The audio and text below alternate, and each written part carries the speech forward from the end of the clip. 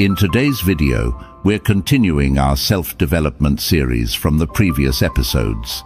If you're new here or missed the last one, you can check out all the episodes in the playlist that'll pop up at the end of this video. These lessons aren't just educational content, they're a daily, all-encompassing approach to life. Don't forget to subscribe so you don't miss any future episodes. If you're digging this series, show some love by liking the video and dropping a keep it up in the comments below. Life is much like an elaborate banquet, where each moment offers us a variety of experiences and flavors. Just as a gourmet meal requires careful attention to ingredients, preparation, and presentation, living a fulfilling life demands mindfulness, variety, and balance. This metaphor extends beyond mere enjoyment of moments to embracing life's richness, just as one would savor each bite of a well-prepared dish. In this grand feast, the menu is diverse, featuring love, joy, pain, sorrow, success, and failure. How we choose and savor these experiences defines our overall satisfaction and growth. Epicurus, the ancient philosopher, emphasized that while pleasure is essential, moderation is crucial. This idea of selective indulgence can help us avoid the life coma, the state of being overwhelmed by excessive or unbalanced experiences. Moreover, savoring life involves slowing down and being present. Poet Rumi's advice, "Let the beauty of what you love be what you do," echoes this sentiment. It's about finding joy in simple things, appreciating the present, and truly experiencing the richness of life. Mindfulness, much like mindful eating, requires us to pay attention to the present moment, our thoughts and our emotions, allowing us to fully engage with life's banquet. Diversity in experiences, akin to variety in a meal, is also vital. Embracing different cultures, trying new activities, and stepping out of our comfort zones enrich our lives.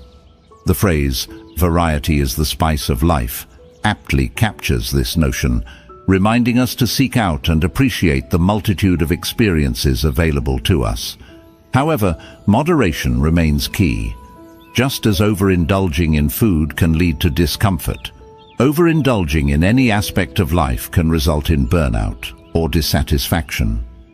Finding a balance that works for us ensures we enjoy life's offerings without detrimental effects. Additionally, sharing our experiences with others enhances our enjoyment and creates meaningful connections, aligning with Aristotle's view that humans are inherently social beings. Real-world examples illustrate these concepts. The adventurous traveler immerses themselves in local cultures, savoring each unique experience. The passionate artist creates for joy and expression, not merely for fame. The lifelong learner constantly seeks new knowledge, viewing life as a continuous journey of growth. These examples show that by practicing mindful living, embracing variety, and sharing our experiences, we can turn life's banquet into a truly fulfilling feast. Now let's get started. Lesson 1. The Banquet of Life, your philosophical guide to feasting without the food coma. All right, folks, let's talk about life as a banquet. No, we're not talking about an all-you-can-eat buffet or a fancy 5-course meal, although those can be pretty awesome. We're talking about the metaphor of life as a feast, a rich and varied experience filled with flavors, textures, and aromas. The menu of life. Life offers us a vast menu of experiences: love, joy, pain, sorrow, success, failure, and everything in between. It's up to us to choose what we want to sample, how much we want to indulge, and how we want to savor each bite. As the philosopher Epicurus put it, pleasure is the beginning and end of the blessed life. But he also emphasized the importance of moderation and choosing pleasures wisely. The art of savoring. Just like a good meal, life is meant to be savored. It's not about rushing through each course or gorging ourselves on empty calories. It's about slowing down, paying attention to the flavors and textures, and appreciating the experience as a whole. As the poet Rumi said, "Let the beauty of what you love be what you do." In other words, find joy in the simple things, appreciate the present moment, and savor the richness of life. The Philosophical Foodie. 1. Mindful eating. Just like mindful eating, where we pay attention to the taste, texture, and aroma of our food. Mindful living involves paying attention to the present moment, our thoughts, our emotions, and our experiences. 2. Variety is the spice of life. Don't limit yourself to a single flavor or cuisine. Explore different cultures, try new things, and step outside your comfort zone. As the saying goes, variety is the spice of life. 3. Moderation is key. Just like overindulging in food can lead to a food coma, overindulging in any aspect of life can lead to burnout, addiction, or unhappiness. Find a balance that works for you and enjoy everything in moderation. 4. Sharing is caring. A meal is best enjoyed when shared with others. The same goes for life. Connect with loved ones, build meaningful relationships, and contribute to your community. As the philosopher Aristotle put it, man is by nature a social animal. Real-world examples. Let's explore how this concept is applied in daily life. The adventurous traveler. The adventurous traveler doesn't just visit tourist attractions. They immerse themselves in the local culture, try new foods, learn new languages, and connect with people from different backgrounds. The passionate artist. The passionate artist doesn't just create art for fame or fortune. They create art for the sheer joy of expression, for the thrill of exploring new ideas, and for the satisfaction of sharing their work with others. The lifelong learner. The lifelong learner doesn't just go to school to get a degree. They're constantly seeking out new knowledge, new skills, and new experiences. They see life as a never-ending journey of learning and growth. The bottom line: life is a banquet, but it's up to us to make it a feast. By practicing mindful living, embracing variety, practicing moderation, and sharing our experiences with others, we can savor the richness of life and create a truly fulfilling experience. As the philosopher Epicurus put it, the wealth required by nature is limited and is easy to procure, but the wealth required by vain ideals extends to infinity. Lesson 2. The Grand Parade of Desire, Your Brain's Craving Carnival, and How to Manage the Mayhem. All right, folks, grab a front row seat because we're about to witness the Grand Parade of Desire. No, we're not talking about a Macy's Thanksgiving Day parade with giant balloons and marching bands. We're talking about the endless stream of cravings, urges, and wants that march through our minds every day, vying for our attention and demanding to be satisfied. The craving conundrum. Our brains are wired to crave. It's a survival mechanism that helped our ancestors seek out food, water, and shelter. But in today's world of abundance and instant gratification, our cravings can easily get out of hand. We crave sugary snacks, social media likes, the latest gadgets, and the approval of others. As the philosopher Plato put it, good and evil, which divide and compound man's dual nature, are rooted in the appetites and aversions present in the soul. In other words, our desires can lead us towards both good and evil, depending on how we manage them. The dopamine dance. Our cravings are fueled by dopamine, a neurotransmitter that's associated with pleasure, reward, and motivation. When we anticipate or experience something pleasurable, our brains release dopamine, which gives us a temporary high. But the more we indulge in our cravings, the more our brains adapt, and the less dopamine we produce. This leads us to crave even more, creating a vicious cycle of desire and dissatisfaction. The art of desire management. 1. Awareness is key. The first step to managing your desires is to become aware of them. What are your triggers? What situations, emotions, or thoughts tend to set off your cravings? Once you're aware of your triggers, you can start to develop strategies for dealing with them. 2. Question your cravings. Don't just give in to every craving that comes your way. Ask yourself, is this really what I want? Will this truly make me happy? What are the potential consequences of indulging in this desire? 3. Practice delayed gratification.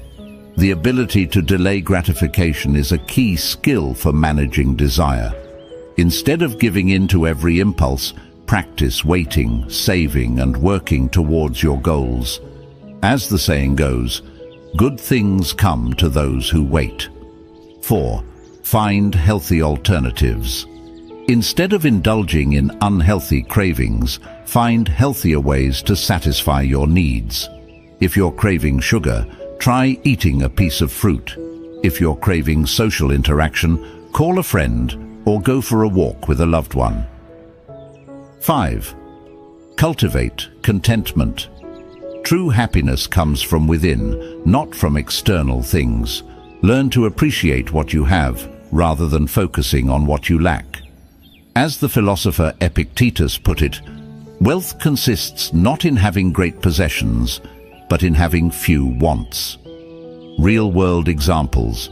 Let's explore how this concept is applied in daily life. The social media scroller.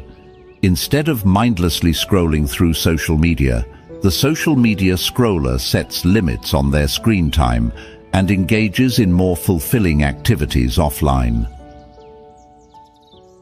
The emotional eater.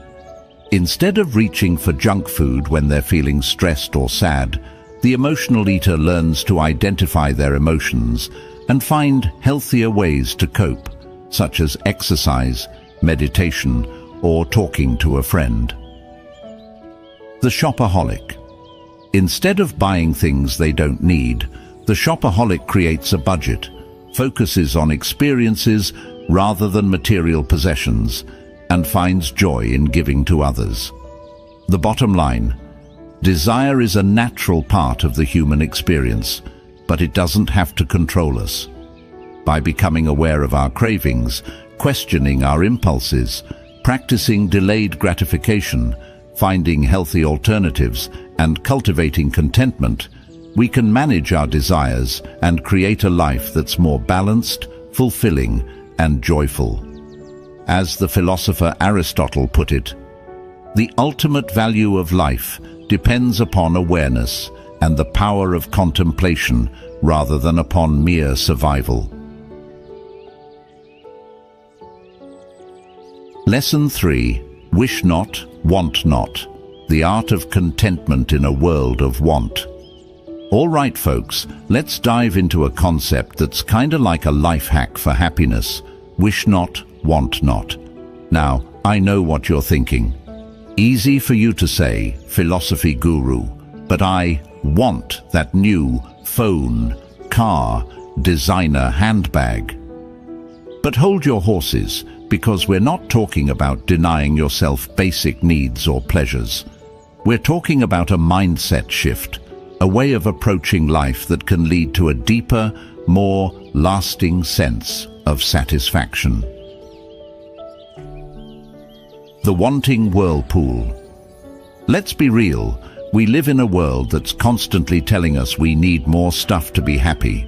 We're bombarded with ads, social media posts, and peer pressure that make us feel like we're missing out if we don't have the latest and greatest. It's a never-ending cycle of wanting, getting, and then wanting something else. But here's the kicker. This constant craving is a recipe for unhappiness. As the philosopher Schopenhauer put it, wealth is like seawater. The more we drink, the thirstier we become. In other words, the more we chase after external things, the more we want, and the less satisfied we feel. The contentment compass. So, how do we break free from this wanting whirlpool and find a calmer, more contented state of mind? 1. Gratitude. Attitude. Instead of focusing on what you lack, focus on what you have. Take time each day to appreciate the good things in your life, your health, your loved ones, your home, your talents. As the saying goes, gratitude turns what we have into enough. 2. Needs versus wants. Get clear on the difference between your needs and your wants.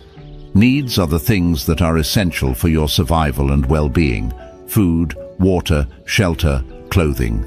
Wants are the things that are nice to have, but not necessary. The latest iPhone, designer clothes, a fancy car. By focusing on your needs and being mindful of your wants, you can avoid getting caught up in the endless cycle of consumerism. 3. Mindful consumption. When you do indulge in your wants, do so mindfully. Savor the experience, appreciate the craftsmanship, and be grateful for the opportunity to enjoy it. Don't let your wants become mindless habits or compulsive behaviors. 4. Find joy in the simple things. Happiness isn't about having a lot of stuff. It's about appreciating the simple pleasures of life. A good conversation, a walk in nature, a home-cooked meal. As the poet Rumi said, "Sell your cleverness and buy bewilderment." 5. Cultivate inner peace. True contentment comes from within, not from external things. Practice mindfulness, meditation, or other spiritual practices that help you connect with your inner self and find peace in the present moment. Real-world examples. Let's explore how this concept is applied in daily life. The minimalist movement. The minimalist movement is all about simplifying your life by focusing on what truly matters and letting go of excess stuff. Minimalists have found that by owning less, they actually have more time, more freedom, more peace of mind. The gratitude journal. Keeping a gratitude journal is a simple yet powerful way to cultivate contentment. By writing down 3 things you're grateful for each day, you can train your brain to focus on the positive and appreciate the abundance in your life. The experience economy. The rise of the experience economy shows that people are increasingly valuing experiences over material possessions. Instead of buying the latest gadget, people are spending their money on travel, concerts, workshops, and other experiences that create lasting memories. The bottom line: wish not, want not, is not about deprivation or self-denial. It's about finding a balance between our needs and wants, appreciating what we have, and cultivating a sense of contentment that comes from within. As the philosopher Epictetus put it, he is a wise man who does not grieve for the things which he has not, but rejoices for those which he has. Lesson 4. What's better left unsaid? Your guide to taming your TMI monster. All right, folks, let's have a real talk about something we all struggle with: knowing when to shut our traps. No, we're not talking about keeping secrets or hiding the truth. We're talking about the art of discretion, the wisdom of knowing what's better left unsaid, and the power of silence in a world that's constantly bombarding us with noise. The oversharing epidemic. Let's face it, we live in an age of oversharing. Social media has turned us into a generation of TMI, too much information addicts. We post every detail of our lives online, from what we had for breakfast to our deepest insecurities. We vent our frustrations on Twitter, air our dirty laundry on Facebook, and share our opinions on everything from politics to pop culture. But here's the thing, not everything needs to be shared. Some things are better left unsaid, for our own sake and for the sake of others. The philosophical filter. The ancient philosophers like Socrates and Confucius understood the importance of discretion. They believed that words have power and that we should choose our words carefully. As Socrates put it, strong minds discuss ideas, average minds discuss events, weak minds discuss people.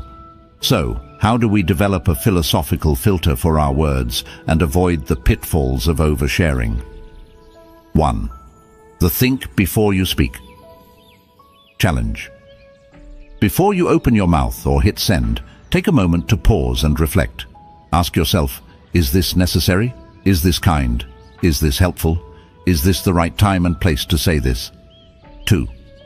The empathy test. Put yourself in the other person's shoes. How would you feel if someone said this to you? Would it hurt your feelings? Would it damage your relationship? If so, maybe it's better left unsaid. 3. The confidentiality clause. Respect other people's privacy. Don't share personal information about others without their permission. Gossip is a toxic form of communication that can damage relationships and reputations. 4. The silent treatment for yourself. Sometimes the best thing to do is to say nothing at all. Silence can be a powerful tool for communication. It can allow space for reflection, create a sense of mystery, and even diffuse a tense situation. Real-world examples.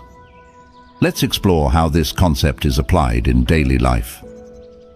The office gossip. Instead of chiming in with your own juicy tidbit, change the subject or excuse yourself from the conversation. The social media rant. Before you post that angry rant on Facebook, take a deep breath and consider whether it's really worth it. Will it actually solve the problem or just make you feel worse? The TMI friend. If your friend is constantly oversharing, gently set boundaries.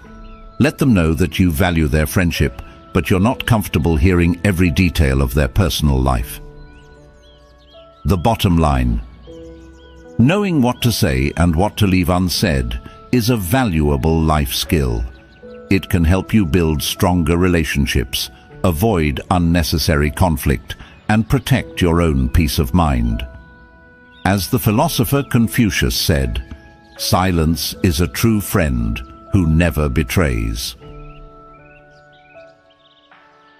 Lesson 5.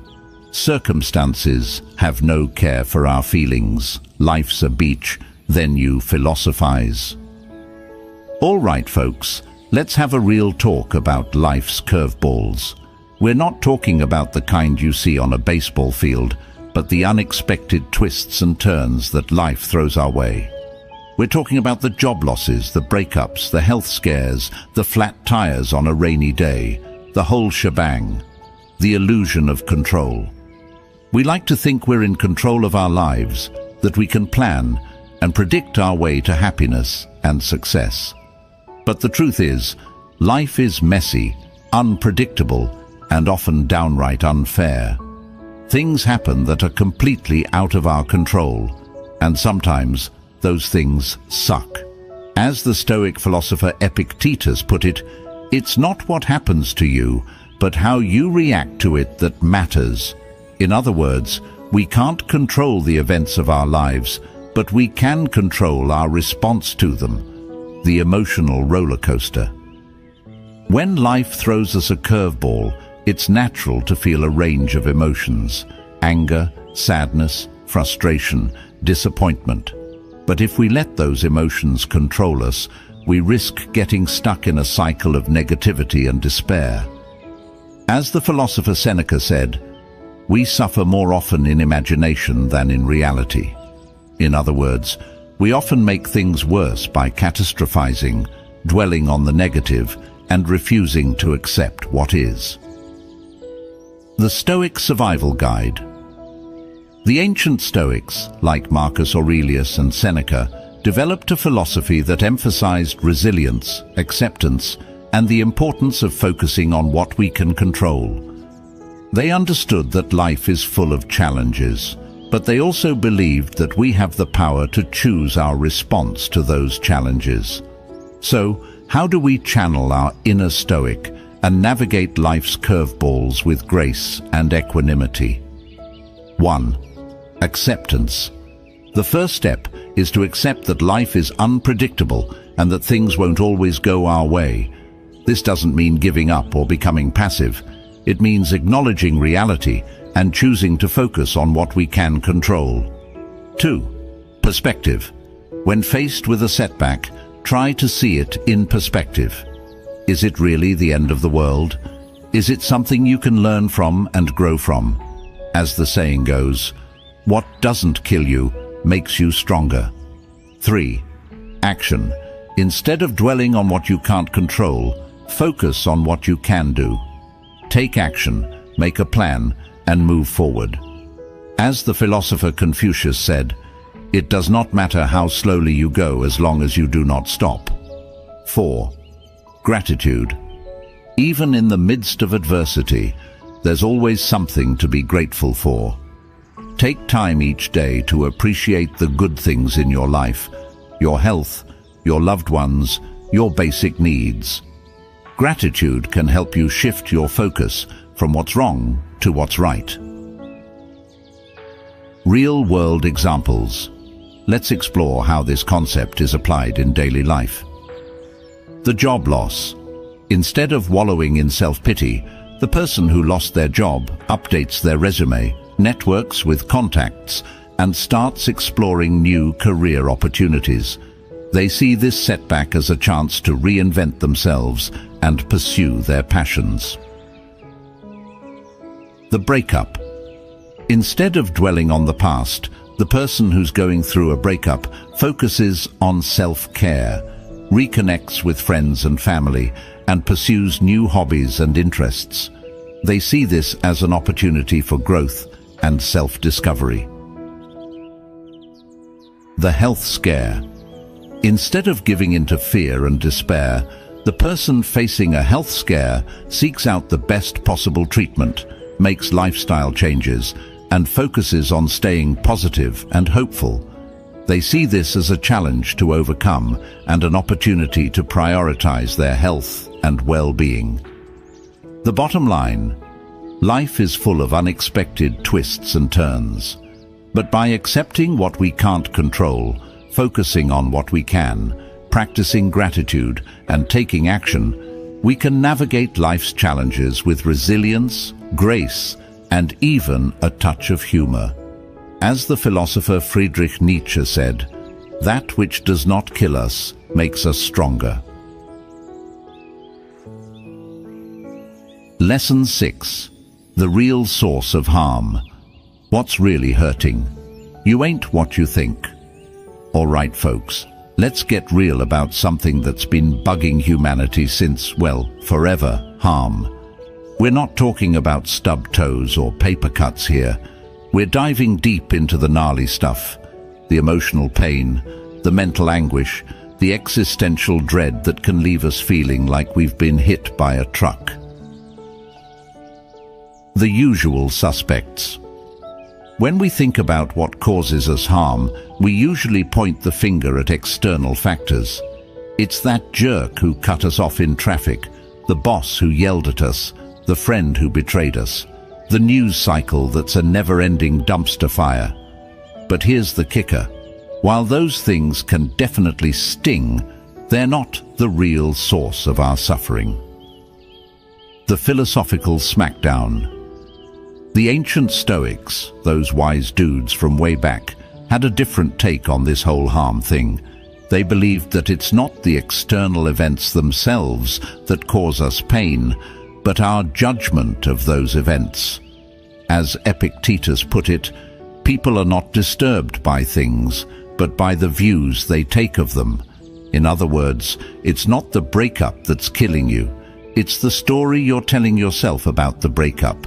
the "I'll never find love again" or "I'm not good enough" narrative that's playing on repeat in your head. The judgment jukebox. Think of your mind like a jukebox. It's got a whole bunch of records, beliefs, assumptions, interpretations that it can play. When something bad happens, it's easy to let the jukebox default to the "woe is me" playlist. But here's the thing, you have the power to change the record. You can choose to play a different tune, one that's more empowering, more resilient, more aligned with your values. So, how do we reprogram our mental jukebox and stop letting external events dictate our emotional state? 1. Awareness is key. The first step is to become aware of your thoughts and judgments. When something bad happens, notice how you're interpreting the situation. Are you catastrophizing? Are you personalizing? Are you jumping to conclusions? 2. Challenge your assumptions. Don't just accept your thoughts as gospel truth. Question them, challenge them, and look for evidence to support or refute them. As the philosopher Socrates said, "The unexamined life is not worth living." 3. Reframe your perspective. Instead of focusing on the negative, look for the silver lining. What can you learn from this experience? How can you grow stronger as a result? As the saying goes, what doesn't kill you makes you stronger. 4. Choose your response. You can't always control what happens to you, but you can always control how you respond. You can choose to react with anger, resentment, and self-pity, or you can choose to respond with grace, compassion, and understanding. Real-world examples. Let's explore how this concept is applied in daily life. The fired employee. Instead of seeing their job loss as a personal failure, they can reframe it as an opportunity for growth and a chance to pursue a more fulfilling career. The cheated-on partner. Instead of wallowing in self-blame and resentment, they can choose to forgive their partner or not, learn from the experience, and move on with their life. The criticized artist. Instead of internalizing the criticism and doubting their talent, they can use it as feedback to improve their work and grow as an artist. The bottom line, the real source of harm isn't out there in the world, it's in our own minds. By becoming aware of our thoughts, challenging our assumptions, reframing our perspective, and choosing our response, we can break free from the cycle of suffering and create a life that's more resilient, joyful, and fulfilling. Lesson 7. Timeless Wisdom. Your Cheat Codes for Life. Ancient Philosophers Edition. All right, folks, let's talk about wisdom. Not the "I've lived a long life and seen it all" kind of wisdom, but the timeless kind that's been passed down through the ages from some of the greatest minds in history. We're talking about the wisdom of the ancient philosophers, those deep thinkers who pondered the big questions of life, the universe, and everything. The wisdom wellspring. Think of the ancient philosophers as a wellspring of wisdom, a source of timeless insights that can still guide us today. These guys weren't just armchair intellectuals. They were actively engaged in the world, grappling with the same challenges and dilemmas that we face today: love, loss, fear, ambition, meaning, purpose. As the philosopher Socrates famously said, "The unexamined life is not worth living," but we could also say, "The unexamined wisdom is not worth having." So, why should we tap into this ancient wisdom? What can it offer us in our modern lives? 1. Perspective shift. The ancient philosophers offer us a different lens through which to view the world. They challenge our assumptions, broaden our perspectives, and help us see things in a new light. It's like putting on a pair of X-ray glasses and seeing beneath the surface of things. 2. Timeless truths. While the world has changed a lot since the time of the ancient Greeks and Romans, human nature hasn't. The same fears, desires, and struggles that plagued them still plague us today. The wisdom of the ancient philosophers offers timeless insights into these universal human experiences. 3. Practical guidance. The ancient philosophers weren't just interested in abstract theories. They were also concerned with practical ethics, how to live a good life, and how to navigate the challenges of the human condition. Their teachings offer practical guidance for everything from managing our emotions to building strong relationships to finding meaning and purpose in life. Real-world examples. Let's explore how this concept is applied in daily life. The Stoic CEO. Many successful CEOs like Tim Ferriss and Ryan Holiday have embraced Stoic philosophy as a way to manage stress, make better decisions, and live a more fulfilling life. They've found that the Stoic emphasis on virtue, reason, and acceptance can be incredibly helpful in the high-pressure world of business. The Mindful Meditator. Mindfulness meditation, which has its roots in Buddhist philosophy, has become increasingly popular in recent years as a way to reduce stress, improve focus, and cultivate inner peace. The Modern Philosopher. There are countless modern philosophers who are building on the wisdom of the ancients and applying it to contemporary issues. They're exploring topics like artificial intelligence, climate change, social justice, and the meaning of life in a digital age.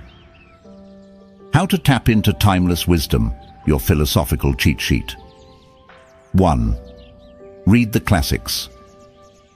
Start by reading the works of the ancient philosophers: Plato, Aristotle, Seneca, Epictetus, Marcus Aurelius. You can find their writings online, in libraries, or in bookstores. 2. Join a book club or discussion group. Discussing philosophical ideas with others can help you deepen your understanding and gain new insights. 3. Seek out modern interpretations. Many modern authors and thinkers have written books and articles that interpret and apply ancient philosophy to modern life. Check out works by Ryan Holiday, Massimo Pigliucci, and William Irvine, to name a few. 4. Apply what you learn.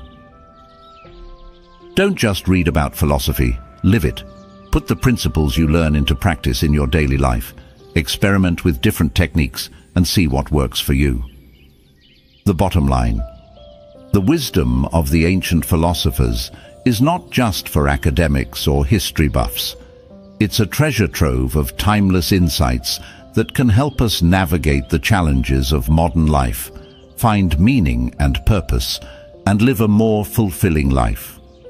As the philosopher Seneca said, life is not about finding yourself. Life is about creating yourself. Lesson 8. Ready and at home.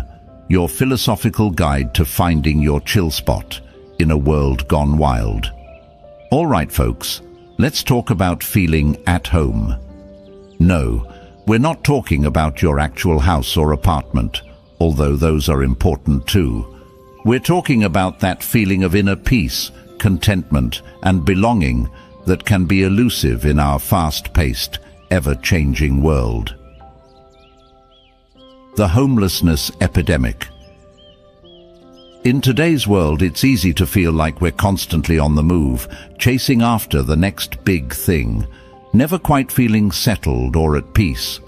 We're bombarded with messages telling us we need to be more productive, more successful, more connected. But all this striving can leave us feeling empty, exhausted, and disconnected from ourselves. As the philosopher Seneca put it, "It is not the man who has too little, but the man who craves more, that is poor." In other words, true wealth lies not in external possessions or achievements, but in inner peace and contentment. The philosophical home base. The ancient Stoics like Marcus Aurelius and Epictetus believed that true happiness comes from within, not from external circumstances. They taught that we can find peace and contentment by focusing on what we can control, our thoughts, our actions, our values, and accepting what we can't control, the weather, other people's opinions, the economy. As Marcus Aurelius put it, "Nowhere can man find a quieter or more untroubled retreat than in his own soul." So how do we create a home within ourselves, a place of refuge where we can always feel safe, secure, and at peace? 1. Cultivate inner peace. This means learning to quiet the mind, manage our emotions, and find a sense of stillness in the midst of chaos. Practices like meditation, mindfulness, and yoga can be helpful tools for cultivating inner peace. 2. Connect with your values. What are the things that are most important to you? What are your core beliefs and principles? By connecting with our values, we create a sense of purpose and meaning in our lives, which can help us feel more grounded and at home in the world. 3. Build strong relationships. We are social creatures, and our relationships are essential to our well-being. Invest time and energy in building strong, supportive relationships with family, friends, and loved ones. These relationships can provide a sense of belonging, love, and security. 4. Embrace simplicity. Our lives are often cluttered with material possessions, commitments, and distractions. By simplifying our lives, we can create more space for what truly matters and find more peace and contentment in the present moment. 5. Find your happy place. This could be a physical place, like a cozy corner in your home, a park bench, or a quiet beach. Or it could be a mental space, like a hobby you enjoy, a creative project you're working on, or a spiritual practice that brings you peace. Real-world examples. Let's explore how this concept is applied in daily life. The digital nomad. Digital nomads are people who work remotely and travel the world. While they might not have a traditional home, they often create a sense of home wherever they go by establishing routines, connecting with local communities, and finding spaces where they feel comfortable and at peace. The minimalist family. Minimalist families have intentionally downsized their possessions and simplified their lives. They've found that by owning less, they have more time and energy to focus on what truly matters: their relationships, their health, and their passions. The Zen Master. Zen masters are known for their ability to find peace and tranquility in the midst of chaos. They cultivate mindfulness, practice meditation, and live in accordance with their values. The bottom line: feeling at home is not about having a fancy house or a lot of stuff.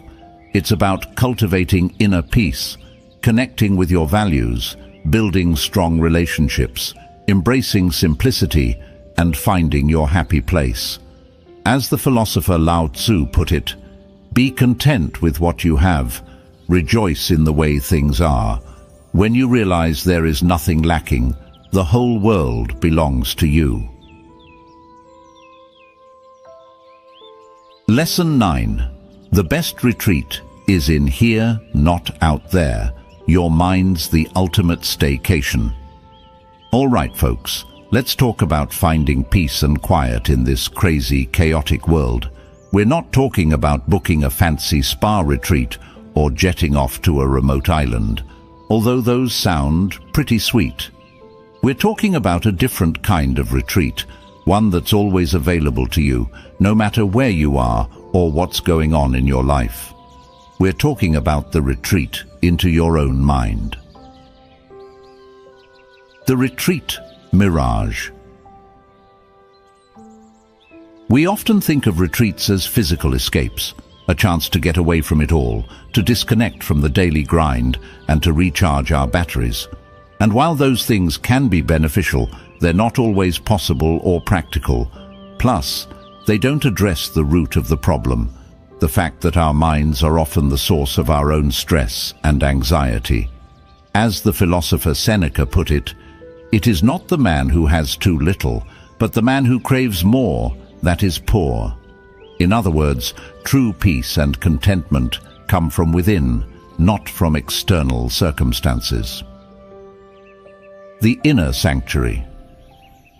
The ancient Stoics, like Marcus Aurelius and Epictetus, understood the importance of cultivating an inner sanctuary, a place of calm, clarity, and resilience that we can access at any time. They believed that by training our minds, we can find peace and tranquility even in the midst of chaos. As Marcus Aurelius put it, nowhere can man find a quieter or more untroubled retreat than in his own soul. So, how do we create this inner sanctuary and make our minds our ultimate staycation destination? 1. Mindfulness. Meditation.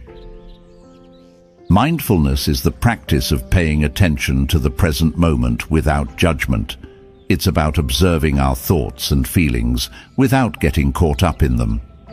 Regular mindfulness practice can help us cultivate a sense of inner peace and calm. 2.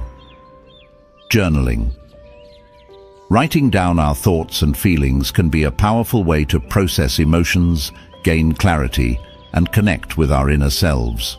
It's like having a therapy session with yourself, without the copay.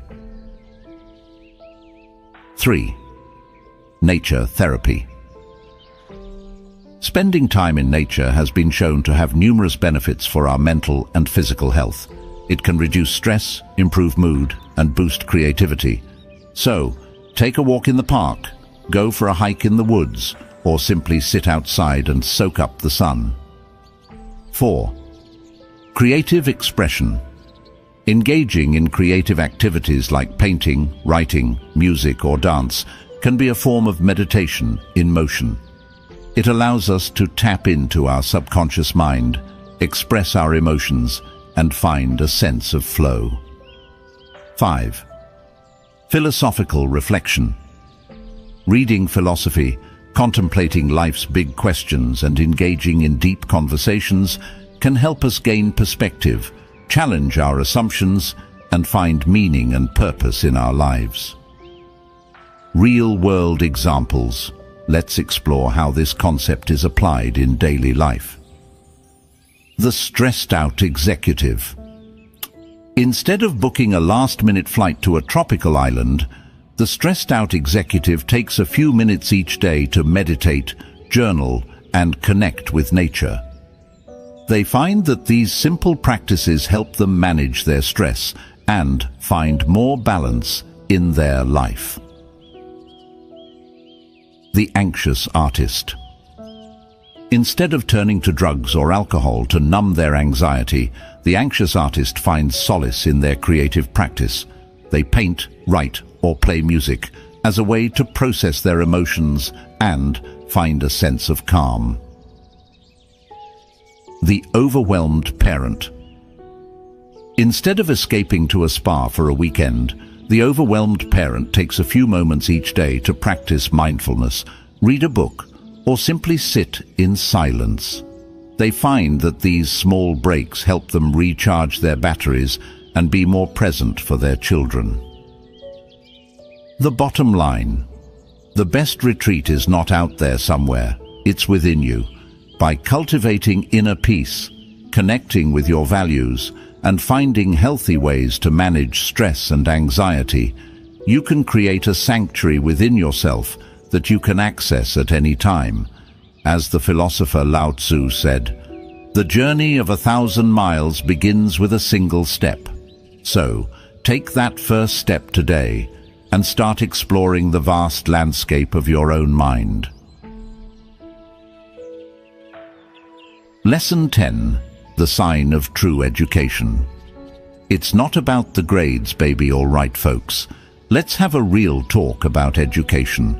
We're not talking about cramming for exams or chasing after fancy degrees, although those can be useful tools.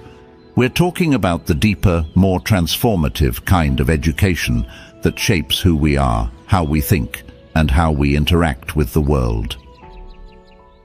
The education illusion. In our society, education is often equated with academic achievement. We measure success by grades, test scores, and the prestige of the institutions we attend. But is that really what education is all about? As the philosopher Socrates famously said, "I cannot teach anybody anything. I can only make them think." In other words, true education is not about memorizing facts and figures. It's about learning how to think critically, creatively, and independently. The educated mind. An educated mind is not just a repository of information. It's a dynamic, adaptable tool for navigating the complexities of life. It's a mind that's open to new ideas, curious about the world, and willing to challenge its own assumptions. As the philosopher Aristotle put it, the educated differ from the uneducated as much as the living differ from the dead. In other words, education is not just about acquiring knowledge, it's about coming alive, awakening to the full potential of our minds and our spirits. So, what are the signs of a truly educated person? 1. Curiosity. A truly educated person is insatiably curious. They're always asking questions, seeking out new information, and exploring different perspectives. They're not afraid to challenge the status quo or to question their own beliefs. 2. Critical thinking. A truly educated person is a critical thinker. They're able to analyze information, evaluate evidence, and draw their own conclusions. They're not easily swayed by propaganda, misinformation, or emotional appeals. 3. Open-mindedness. A truly educated person is open-minded. They're willing to consider different viewpoints, even if they don't agree with them. They're not afraid to change their minds when presented with new evidence or a compelling argument. 4. Empathy. A truly educated person is empathetic. They're able to understand and share the feelings of others. They're compassionate, kind, and respectful of different cultures and perspectives. 5. Humility. A truly educated person is humble. They recognize that they don't have all the answers, and they're always open to learning more. They're not afraid to admit when they're wrong or to ask for help when they need it. Real-world examples. Let's explore how this concept is applied in daily life. The self-taught programmer. The self-taught programmer didn't go to a fancy university, but they're constantly learning new coding languages, experimenting with new technologies, and building innovative products. They're a testament to the power of curiosity, self-directed learning, and a growth mindset. The lifelong learner. The lifelong learner is always taking courses, attending workshops, reading books, and engaging in intellectual conversations. They see education as a lifelong journey, not a destination. The thoughtful citizen. The thoughtful citizen is engaged in their community, informed about current events, and willing to participate in civil discourse. They understand that democracy depends on an educated citizenry, and they take their responsibilities seriously. The bottom line, true education is not about grades, degrees, or accolades. It's about cultivating a curious, critical, open-minded, empathetic and humble approach to life. It's about becoming a lifelong learner, a thoughtful citizen, and a compassionate human being. As the